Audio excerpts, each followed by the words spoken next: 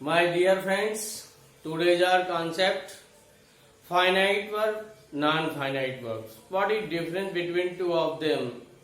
There are very most important to know everybody to us. हमारे लिए सब कुछ जानना बहुत जरूरी है फाइनाइट वर्ब और नॉन फाइनाइट वर्ब क्या है। और पहले तो हमें ये जानना जरूरी है कि फाइनाइट वर्ब क्या है और नॉन फाइनाइट वर्ब क्या है, फिर इसका यूज क्या है, हम डिफरेंसेस कैसे जानेंगे। आइए इसके लिए हमने दिया है, क्योंकि फाइनाइट वर्ब अपनी जगह बहुत ही इंपॉर्टेंट है, इसी प्रकार से नॉन फाइनाइट वर्ब भी बहुत अपने जगह बहुत ही इंपॉर्टेंट है। हम यही डिसाइड नहीं कर पाते कि कौन सा फाइनाइट वर्ब है और कौन नॉन फाइनाइट वर्ब है। तो आज का जो हमारा कॉन्सेप्ट है वो नॉन फाइनाइट वर्ब है, लेकिन थोड़ी सी चर्चा डिफरेंस करने के लिए जो उसकी डेफिनेशन है उसको बताना जरूरी है फाइनाइट वर्ब के लिए। तो आइए देखते हैं दोनों में क्या रूल है। ध्यान दीजिएगा, फाइनाइट वर्ब हम किसे कहते हैं? जब किसी सेंटेंस में सब्जेक्ट का वर्ब पर शासन हो, अर्थात दबाव हो, प्रेशर हो, वर्ब सब्जेक्ट का गुलाम हो। दूसरे शब्दों में मैं आपको समझाने के लिए बता रहा हूं कि वर्ब जो है वो सब्जेक्ट के से जकड़ा हुआ हो, बंधा हुआ हो, दबाव में हो, प्रेशर में हो, गुलाम हो।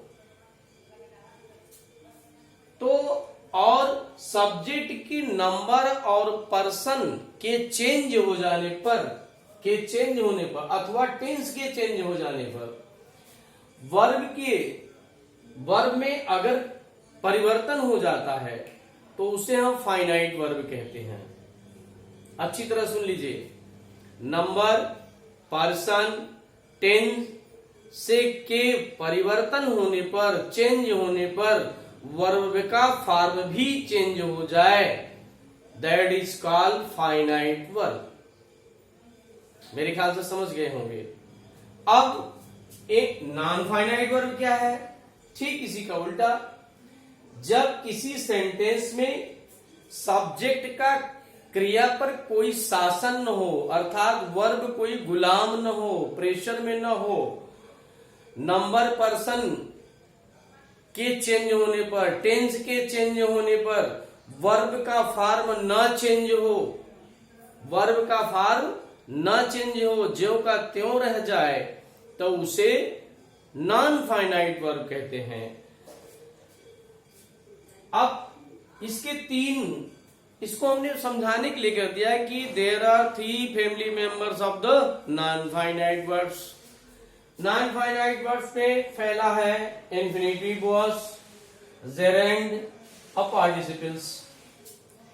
ये पार्टिसिपल मैंने आपको वीडियो लास्ट में दे चुका हूं, कई पार्ट्स में दिया हूं, जेरेंड भी दिया हूं कई पार्ट्स में, लेकिन इंफिनिटिव्स को समझाना जरूरी है।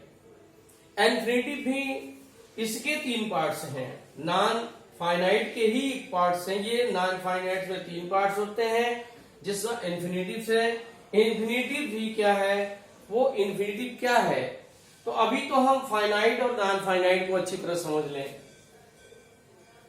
मैंने एक एग्जांपल दिया, she goes to school to learn English. वह विद्यालय अंग्रेजी सीखने के लिए जाती है। तो इंफिनिटिव को हमने यहां थोड़ा सा डिफाइन किया।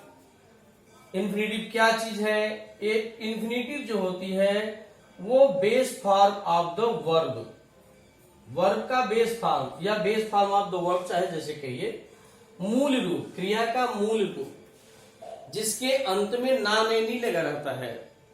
इंफिनिटिव्स के भी पार्ट्स होते हैं, फुल इंफिनिटिव्स और बेयर इंफिनिटिव्स। जब वर्ब की पहली अवस्था से पहले टू लग जाएगा, शब्द के अंत में हिंदी में ना नहीं रहेगा।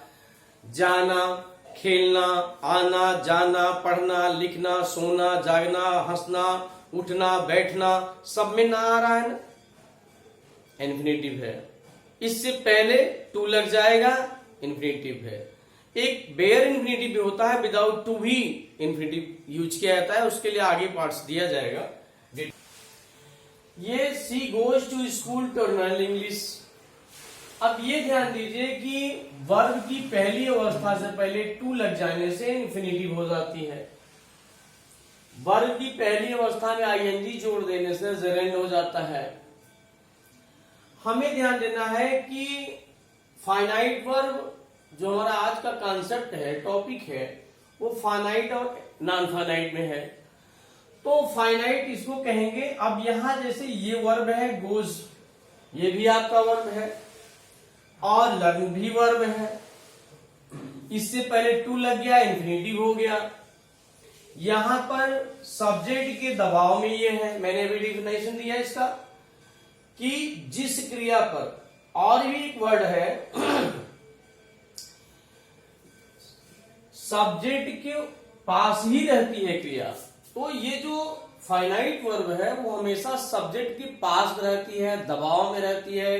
नंबर, पर्सन, टेंस के बदलने पर क्रिया का फॉर्म भी बदल जाता है। जैसे she goes to school to learn English. तो चलिए ठीक है, वो विद्यालय जाती है अंग्रेजी सीखने के लिए। तो अब आप एक थोड़ा सा देखिए कि यहां हमने सेंटेंस को बदल दिया, थोड़ा सा सब्जेक्ट को बदल दिया, नंबर बदल गया, जेंडर बदल गया। अब यहां दे क्रिया तुरंत चेंज हो गई, गो हो गया। यहां गोज थी चूंकि नंबर सिंगुलर नंबर में था, लेकिन यहां पर सब्जेक्ट प्लूरल नंबर में हो गया, तो क्रिया का फॉर्म बदल गया, ये बदल गया। अगर हम टेंस बदल कर दें, गोज को वेंट कर दें, पास्ट में चेंज कर देंगे, तो ये गो से वेंट हो जाएगा।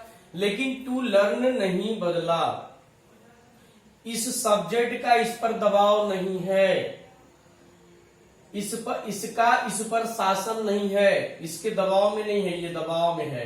तो जो सब्जेक्ट के पास में रहे, उसके दबाव में रहे, उसके नंबर, पर्सन, सब्जेक्ट ये सब बदलने पर, टेंस के बदलने पर फॉर्म भी वर्ब का बदल जाए, that is called finite verb. और जो ये सब चीजों के नंबर, पर्सन और टेंस के बदलने पर इसमें कोई चेंजिंग न हो, वो नॉन फाइनाइट वर्ब। अब उम्मीद है कि आप समझ गए होंगे। जैसे कि मैंने यहां दिया है, यहां टू लर्न है, यहां भी to learn non finite verb, यहां गो है तो ये फाइनाइट वर्ब। इसी प्रकार से मैंने दूसरा एग्जांपल दिया, he wants to read English, तो यहां भी नंबर बदल गया, तो वांट्स का वांट हो गया, लेकिन टू रीड जो इन्फिनेटिव से है वो नहीं बदला, सेम रह गया। तो अर्थात ये अगर नहीं बदला तो ये नॉन फाइनाइट है, और ये बदल गया, इसके दबाव में है, इसके शासन में है, प्रेशर में है, इसे साबित होता है ना। तो इसका मतलब ये है फाइनाइट वर्ब है। मुझे उम्मीद है कि आप अच्छी तरह से समझ गए होंगे। अब जो आज का हमारा कॉन्सेप्ट है वो है फाइनाइट। अब इसका डिफिनेशन दिया तो समझ गए होंगे, नॉन फाइनाइट वर्ब वही चीज है।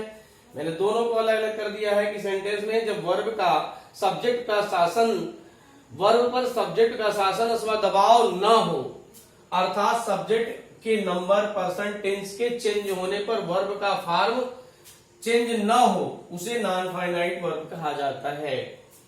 इसको नोट करिएगा आप। There are 3 family members of the non finite verbs. Non finite verbs, infinitives, gerund, participles. अब नॉन फाइनाइट वर्ब में देना है नॉन फाइनाइट वर्ब क्या है। इसमें नॉन फाइनाइट वर्ब को ही हम इन्फिनेटिव कहते हैं। वर्ब का base form of the verb, base form of the verb, मूल रूप, क्रिया का सही मूल रूप को ही हम इन्फिनेटिव कहते हैं, परंतु यह वर्ब की तरह कार्य नहीं करती, इसका रूप बदल जाता है। इसका रूप कैसे हो जाता है? एज ए सब्जेक्ट के रूप में काम करती है, संज्ञा के रूप में, ऑब्जेक्ट के रूप में काम करती है, कॉम्प्लीमेंट के रूप में काम करती है, एडजेक्टिव के रूप में काम करती है, वर्ब का एडजेक्टिव, वर्ब का एडवर्ब के रूप में काम करती है, वर्ब का कॉम्प्लीमेंट के रूप में काम करती है। तो इसका जो है रूप चेंज हो जाता है। जब इसका रूप, हम इसको अलग अलग डिटेल देंगे, तो अब इसका रूप चेंज हो जाता है। अभी हम इसको मूल रूप से देखते हैं। पहली अवस्था से पहले टू लगा देना, जैसे